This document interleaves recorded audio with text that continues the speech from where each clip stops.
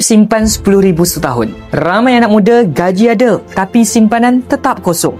Save tengok sampai habis. Contohnya, anda hanya perlu kumpul 20 gram emas setahun dengan harga sekarang sekitar RM10,000.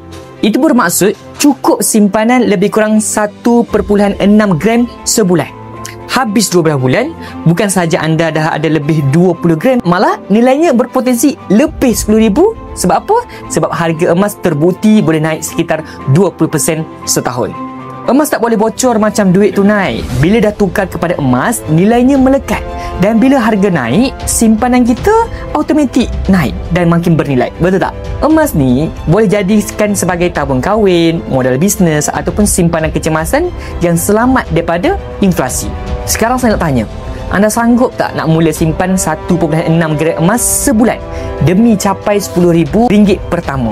Jadi untuk bermula, rujuk pin video saya tentang 4 langkah daftar akaun Public Gold. Saya akan bimbing cara simpan emas yang terbaik untuk anda. Jom kumpul emas 1 kg.